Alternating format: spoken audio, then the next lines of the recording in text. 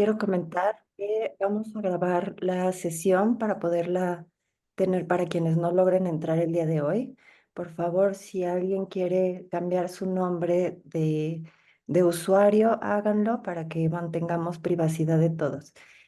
Y bueno, pues empezamos. Si quieren, les quiero compartir que Carolina Ortega nos va a dar esta sesión. Ella es una tanatóloga con más de 15 años de experiencia.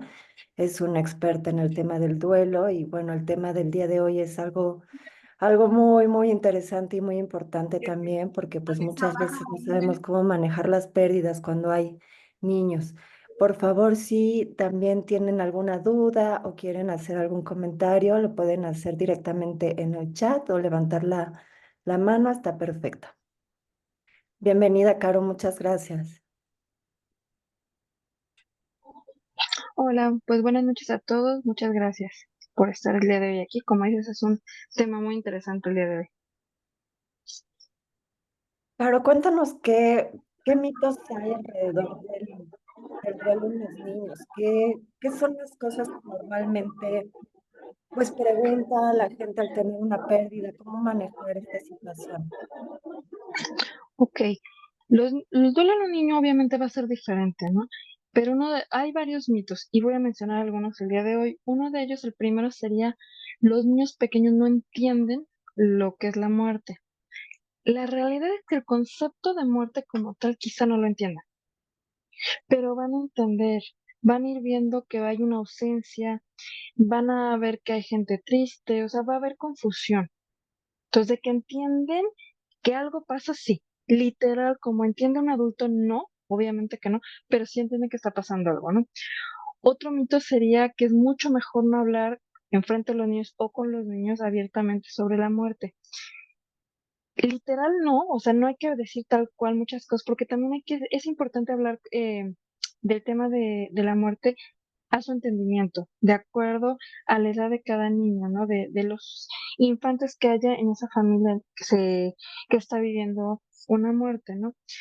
Pero sí es importante hablarlo y irlo diciendo. Aquí quiero poner en este mito especial un ejemplo, ¿no? Porque muchas veces se fue y él se fue sumamente ambiguo, ¿no? ¿A A dónde mí se me tocó un fue? caso, exacto, ¿a dónde, no?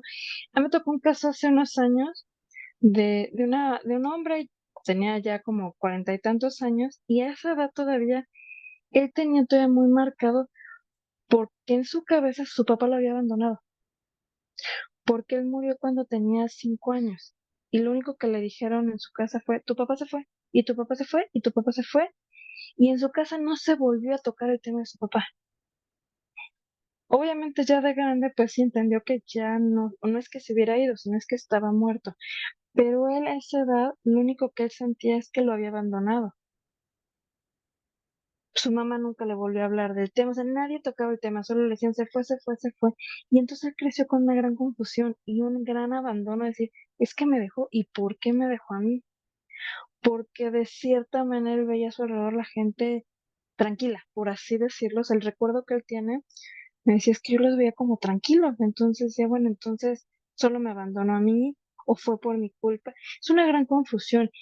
Y lo menciono este ejemplo porque esta persona cuando llega conmigo tiene 40 años. O sea, pasaron muchísimos años y si él seguía con ese sentimiento de abandono, que su papá lo había abandonado, cuando no lo había abandonado como tal, o sea, simplemente pues la persona había fallecido, pero en su familia no hubo una buena explicación, ¿no? Entonces sí es importante tratar de ser claros, de ir dando esa información. Hay cosas que no se les van a decir a los niños porque ni las van a entender o se les puede espantar, pero sí es importante irles hablando, ¿no? ¿Se fue?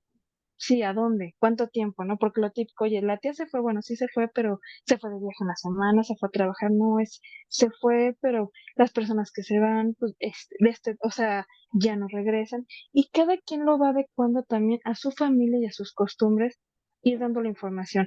Hay gente que puede decir se fue al cielo y la gente que va al cielo ya no regresa. También depende, ¿no? Si en su casa es esa cultura de si el cielo o no el cielo, van a ir metiendo obviamente también lo que en cada casa esté presente, ¿no? Pero sí es importante hablarlo. Mm, Porque también el hecho de que alguien muera y nunca se vuelva a tocar el tema, sí, bueno, ¿qué pasó aquí? ¿No existió? ¿Sí existió? Y entra mucha confusión. De por sí los niños, su entendimiento obviamente, pues es mucho más pequeño que el de un adulto. Y si no le das esa información, obviamente crece con más dudas, ¿no? Entonces sí es bien importante eso. Realmente no Otro los mito es, protegemos ujú, al no hablarles de la muerte, ¿no? Los dejamos confundidos si es que no les explicamos qué es lo que pasa. claro, sí, claro, es que es bien importante porque ese se fue súper ambiguo, ¿no? Porque, bueno, se fue, pero va a regresar. Y entonces luego pasa el tiempo y dice, bueno, no está regresando. Y entonces ya se enojó con toda la familia, ¿qué pasa?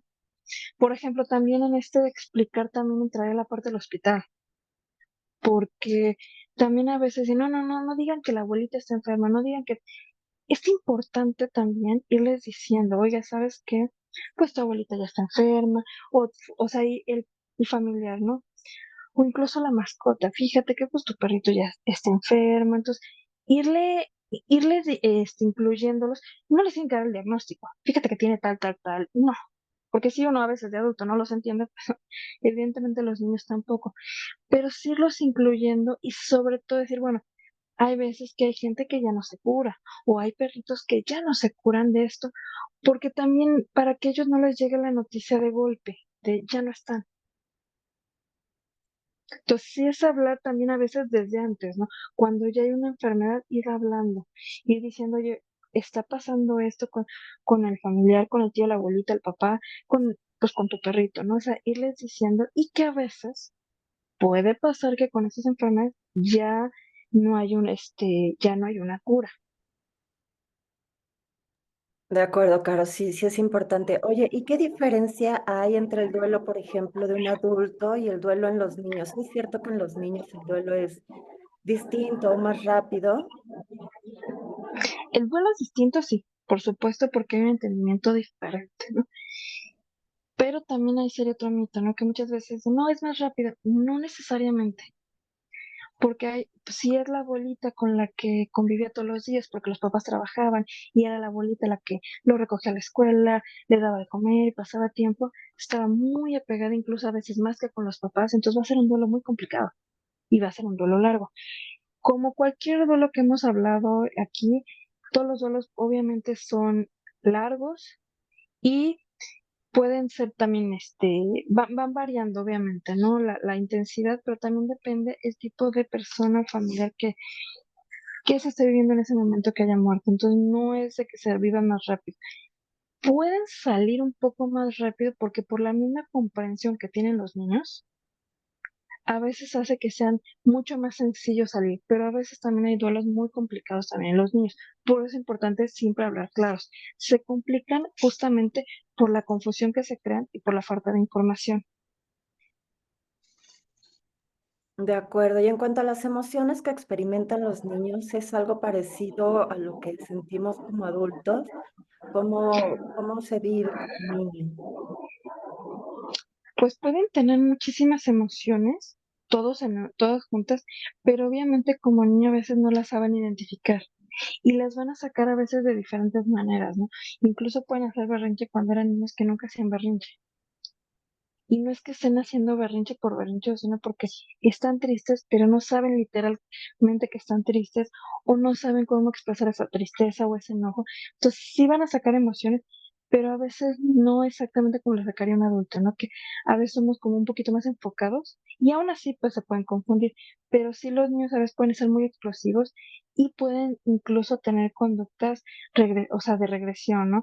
De ya ellos, ya avisaban para ir al baño, cosas así, y otra vez no empiezan a mojar la cama, cositas de otra vez se vuelven a chupar el dedo, todo eso es parte normal, ¿no? Porque obviamente están sacando su emoción, están sacando su tristeza y la van a sacar de una manera diferente.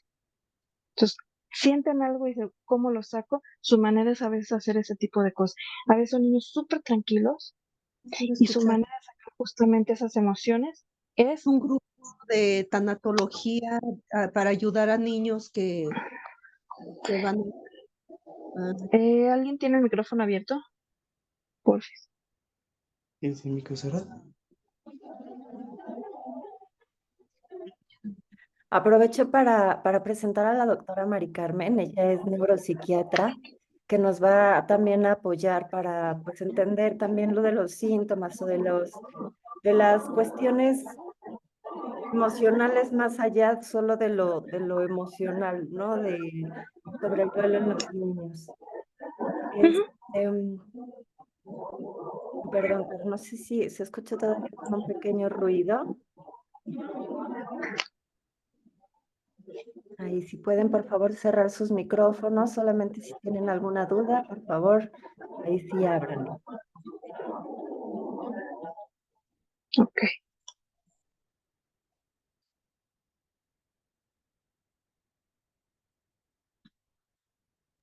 De acuerdo, pero sí, hablando, seguimos con lo de los sentimientos y cómo comunicar con los niños.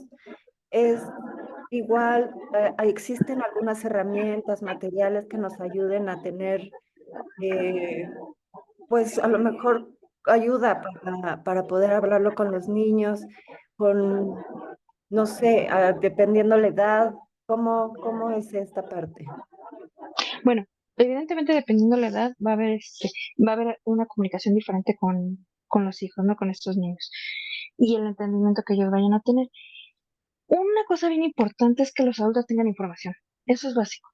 Entonces, a veces dice, bueno, cómo me informo? ¿Cómo le explico a un niño? Hay que informarse, eso de entrada, ¿no?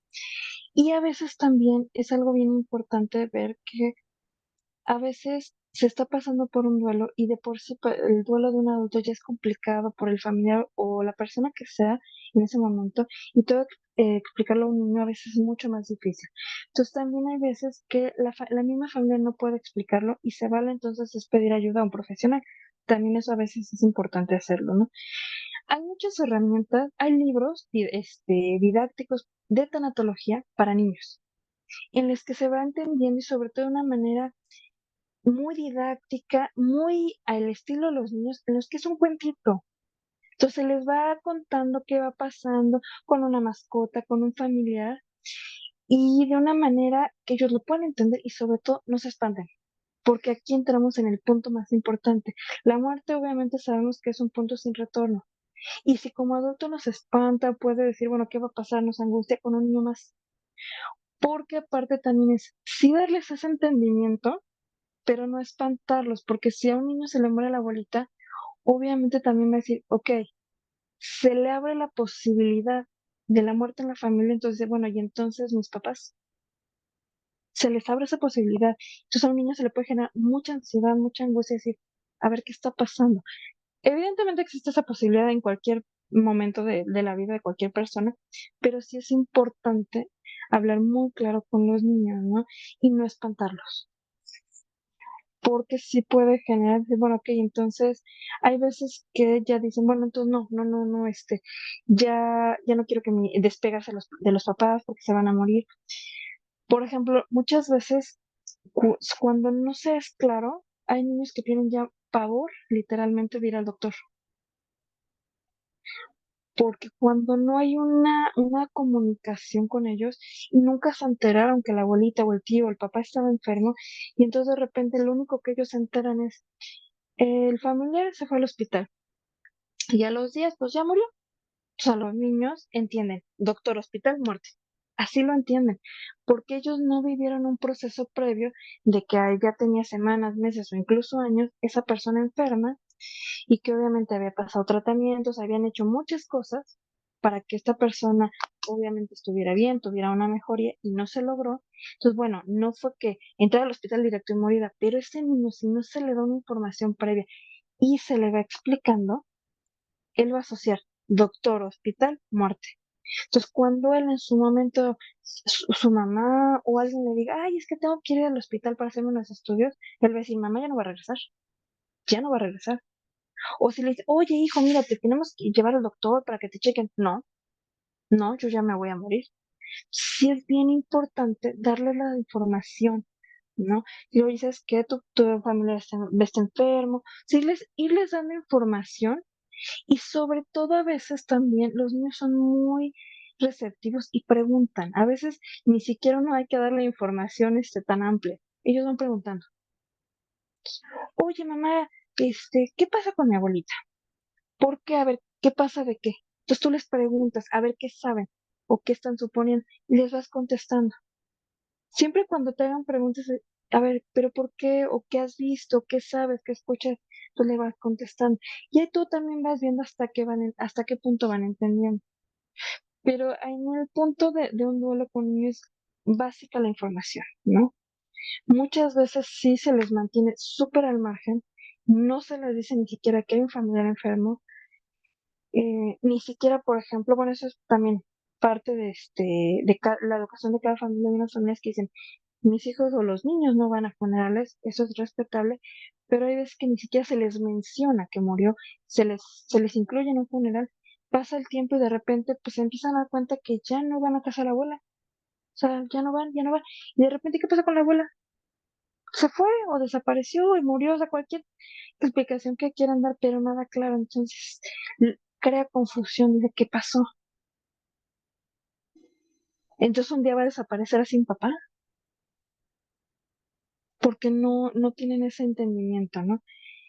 No se les da un diagnóstico a los niños, no es, oye, fíjate que tu tío tiene cáncer y en tal lugar y tal y tal. No, no, porque ni lo entienden, no.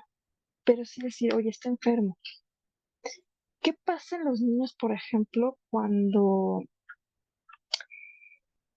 se les muere una mascota y muchas veces sucede que cambian la mascota, que hay un reemplazo? Eso tampoco es bueno, porque entonces los niños creen que pueden también crecer con la creencia que todo puede ser reemplazable y la realidad es que no. Entonces hay que irlos preparando. Oye, ¿sabes qué? Pues tu perrito está mal, ya es grande, o ya nos dijo el doctor, entonces mira, ¿sabes qué? Probablemente si siga con estos síntomas, pues ya no va a estar con nosotros, o sea, se le va preparando, ¿no? Entonces, bueno, es parte de todo esto. Ahorita yo creo que también la doctora nos hablará de una parte importante, como dice, de todos los síntomas y todo esto, cómo se va viviendo en cada etapa de la infancia y a la adolescencia, ¿no? También esto nos hablará ahorita un poquito la doctora. Perfecto, doctora Mari. Sí, si nos puede contar hasta qué punto puede ser normal o anormal, la tristeza, la ansiedad en los niños. Bueno, buenas noches y un gusto estar con ustedes. ¿Me escuchan? La escuchamos, sí, doctora. No sé si puede Ah, prender su cámara para que la veamos. sí, un momentico, espérense. Gracias. Que acá, a ver, ¿y ahora ya me ven? ¿Ya? Perfecto. Bueno, pues nada, una disculpa porque llegué un poquito tarde, ¿no? Del trabajo, pero aquí estoy con ustedes y con las personas que nos están escuchando. Hoy estamos hablando un tema también de muchísima importancia, ¿no? De cómo tratar a un niño ante el proceso de la muerte, ¿verdad? Eh, de sus familiares, de un ser querido, de un amigo, en fin, algo que es inevitable, ¿verdad? Porque si hay algo realmente real e inevitable, pues por supuesto es la muerte. Y nosotros en nuestra cultura occidental, sobre todas las cosas, estamos acostumbrados a no pensar en la muerte. Es más, cuando alguien nos habla de la muerte, pues hasta bravos nos ponemos, ¿sí? Nos enojamos. No, hijo, ¿cómo tú vas a pensar esto si todos estamos muy bien, si todo está bien? Y entonces partimos justamente de ese primer impacto, ¿no? De ese primer criterio. O sea, es nosotros mismos no tenemos un criterio establecido, aún creemos que sí, de lo que es la muerte, porque no estamos educados en nuestra cultura occidental con esa filosofía de vida. Es más, se dice que hoy en día eh, tenemos una cultura de una pedagogía de lo infinito. ¿Qué cosa es la pedagogía de lo infinito? La pedagogía de lo infinito es que educamos a nuestros hijos desde el primer momento que vienen al mundo en que todo va a estar bien, nunca te vas a enfermar, a papá es el superhéroe, nunca va a tener un problema. Entonces, bueno, pues de esa manera que los vamos educando, el día que sucede algo, pues ahí es donde está el problema. No sabemos qué vamos a hacer, no sabemos cómo vamos a reaccionar, no sabemos qué vamos a decir. Entonces, lo primero que tenemos que saber es cómo vamos a enfrentar un niño, ¿verdad? Ante esta situación cuando hay un ser querido que ha fallecido. Y lo primero de lo primero es empezarnos a creer nosotros mismos que tenemos una situación que tenemos que enfrentar. Eso está claro, ¿verdad? O sea, de ahí viene todo, parte todo, porque a partir de ese momento, pues los síntomas del niño van a estar dados desde el primer momento en que uno le da la información al niño o al adolescente del evento, ¿verdad? De lo que ha ocurrido, ¿sí? Hasta ahí se entiende, ¿sí? Porque para poder hablar de los síntomas tenemos que hablar un poquito del contexto, ¿sí? A lo largo de toda la vida, pues hemos escuchado que la gente, no, el papá se fue para el cielo, desde aquella estrellita te está mirando, partiendo incluso hasta de los mismos animados, ¿verdad? El Rey León, aquí arriba estás y te está protegiendo, bien. Todo eso son símbolos, son metáforas, son cosas que se pueden utilizar con los niños, pero ojo, mucho cuidado. Lo que sí no se puede es tergiversar la realidad, ¿sí? La realidad de lo que está ocurriendo, como bien decía nuestra licenciada y especialista Carolina, hay que decirla, ¿verdad? Hay que decirla desde el primer momento y mientras más claros seamos, mientras más precisos, en un tono de ternura, en un tono, digamos, afectivo, eh, pero hay que decirlo, ¿sí? Hay que decirlo. Esos son mitos muy antiguos, creencias muy lejanas de que no se le puede decir al niño la realidad porque va a sufrir. El niño va a sufrir igual. Eso es importante que lo sepan. Aunque aquí se tergiverse la familia, la realidad, porque no quiere hacer sufrir al niño, el niño va a sufrir. Por lo tanto, la verdad se tiene que imponer y es lo primero que se debe de hacer. ¿Por qué el niño va a sufrir? Porque hay algo, y según la etapa del desarrollo, no, por ejemplo, en los niños pequeñitos, pequeñitos, antes de los 5 años, hay una cosa que se llama noción de apego, ¿sí? O sea, la noción de apego a un determinado objeto. ¿Qué quiere decir esto? El niño con 2 años, con 1 año, con 3 años, el concepto de la muerte no está estructurado. O sea, su capacidad de pensamiento, su madurez del sistema nervioso central no está ajustado, no está adaptado para tener un criterio como un niño de 11 años o de 10 o de 7 de lo que es la muerte. Sin embargo, el niño se da cuenta que algo falta. Por eso les decía que hay una cosa que se llama noción de apego, ¿verdad? Del objeto al cual el niño se apega. Y para él su mamá, su papá, su abuelita, su tío, el ser querido que está alrededor de él, es algo que él lo va a extrañar, lo va a sentir, ¿sí? Y va a interpretar que algo le falta. Y al interpretar que algo le falta, según su edad del desarrollo, va a sufrir. Los síntomas se manifiestan según la edad por la que el niño está atravesando. Factor número 1. Segundo, por el nivel de inteligencia de ese niño. Tercero, sus emociones, ¿verdad? Cuarto, su salud física. Porque si el niño está enfermo, la interpretación que le va a dar a esto va a ser diferente por completo a un niño que goza, ¿no? De una salud diferente, ¿verdad? Entonces, miren cuántos factores hay que tener en cuenta para saber lo que al niño le está pasando. Entonces, ¿qué síntomas se presentan en un bebé? O vamos a ver, vamos a dividir la etapa de 0 a 5 años. El niño extraña. Él sabe que algo ha pasado, él sabe, él tiene un poder de intuición tremendo. Cuidado.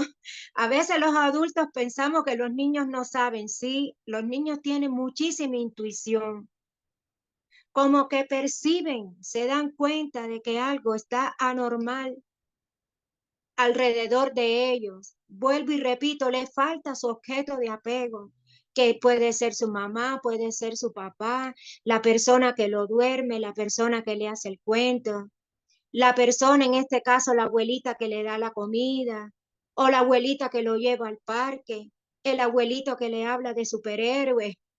Él se da cuenta que eso falta y ahí empiezan los síntomas.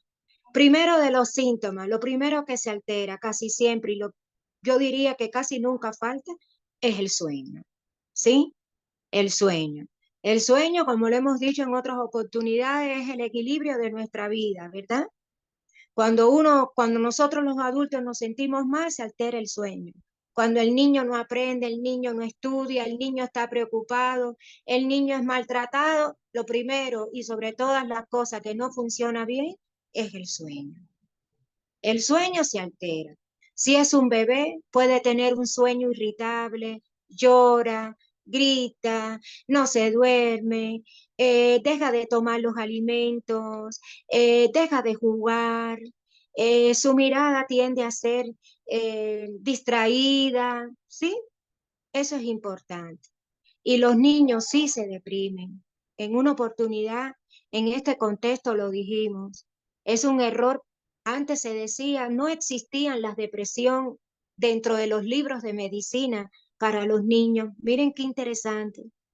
Dentro de los tratados de psiquiatría no aparecía la depresión en los niños, porque se decía que el niño se adaptaba a cualquier cosa, que el niño jugaba con cualquier cosa, que uno lo podía entretener. Es cierto que puede cambiar de actividad, como decía Carolina, es cierto que se puede entretener con otras cosas, pero de eso a no entristecerse, a no deprimirse, hay una gran distancia. Entonces el niño a cualquier edad de la vida que esté transitando, sí se deprime, sí se entristece, sí se deprime su sistema inmunológico, sí se hace susceptible a las enfermedades cuando tiene una pérdida, porque acuérdense que el cerebro mental, puedo decirlo así, ¿no? Cerebro físico está íntimamente conectado con el resto de nuestro cuerpo. Entonces, se enferman, aparecen las gripes, aparecen las diarreas, aparece la intolerancia a los alimentos, no quiere ir al colegio, ¿verdad? Si es un niño mayor de 5 años. El niño mayor de 5 años, 6, 7, edad importantísima de la vida. Todo hay que decírselo como es, porque después te lo va a reclamar. Después va a decir, mamá, ¿por qué no me lo dijiste? ¿Por qué me dijiste mentira? ¿Tú no crees en mí? No. Cuando ocurre una situación de una pérdida, hay que agarrar al niño, tenga la edad que tenga, mayor de 7 años, te lo llevas a un parque, te lo llevas a tomar un refresco, te sientas con él en un lugar aparte y de una manera tierna, cariñosa, explícita, le explicas lo que ha ocurrido, ¿sí? Que es la muerte. Perdón, doctora. Tenemos unos poquitos minutitos para terminar la sesión. Quería preguntarle, ¿se puede considerar patológico en la infancia o ya enfermedad, algo que requiera atención psiquiátrica en un niño que está atravesando un duelo? ¿Qué se puede considerar? Mira, cuando un niño está atravesando un duelo, el niño llora, el niño se le altera la conducta, o sea, se torna irritable, puede estar contestón, puede estar enojón, ¿sí? Más que deprimido, más que acostado. Esas son sus manifestaciones clínicas, su conducta. En el niño la primera expresión está en su conducta y en el aprendizaje. Tiene un déficit de atención, tiene un trastorno en la concentración, no quiere leer, no quiere hacer las tareas, se puede aislar, no quiere jugar con los amiguitos, se separa de ellos, puede dar contestas feas, puede perder el apetito, puede perder el deseo de bañarse, ¿sí? De jugar. Pero las primeras manifestaciones de un niño siempre están en su conducta, ¿sí? Eso es muy importante. Por eso es importante, miren, observarlo. No se le puede perder la atención. Eso es en un niño hasta los 12 años, 13 años. Ya un niño cuando empieza la edad de la pubertad, ¿verdad? La adolescencia, comienza a cambiar porque tiene la capacidad de poder expresar mucho mayor lo que siente, ¿sí? Pero igual puede tener conductas de aislamiento, puede tener conductas rebeldes. Los jóvenes pueden ir a las adicciones, reunirse con grupos no buenos, confundirse, se confunden. Por eso es tan importante el acompañamiento familiar y observarlos, ¿sí? De acuerdo, Eh, doctora. Sí, saber hasta qué punto puede ser. Se nos va a cerrar la sesión en 2 minutitos.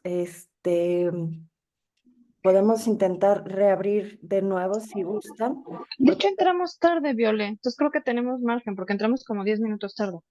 sí, no estoy segura que se vaya a mantener por la programación, que se vaya a retrasar un poco más, Ok. Si no, pero les mandamos otro link en el chat. volvemos a mandar links, sino para continuarlo. Nos preguntan en el chat qué síntomas patológicos pueden afectar a un niño que sufre la separación de sus padres a edad temprana, 5 años. Eh, es un duelo parecido a la muerte, ¿no? Es distinto sí. porque no es irreversible, pero lo que nos quieran comentar, adelante. Bueno, un niño de 5 años, la separación de los padres. Este es otro tema importante, Caro. Justo queríamos en algún momento poder hablar sobre el tema del divorcio, ¿sí? El divorcio es una pérdida. El divorcio es una pérdida, el divorcio es una separación, el divorcio es un cambio de hábitos, es un cambio de todo en el niño y en la familia. Ahí todo cambia. Aunque el niño se quede viviendo bajo el mismo techo con su mamá, hay un cambio, porque el niño ya va a empezar a percibir que le falta el objeto del que hablamos, en este caso la figura paterna o materna, ¿verdad? Porque muchas veces se quedan con su papá y no se quedan con su mamá. Entonces, los primeros síntomas que aparecen, retomamos de nuevo el tema del sueño, ¿sí? Alteraciones en el sueño, no quieren dormir, se resisten a dormir, tienen pesadillas, padecen de terror nocturno,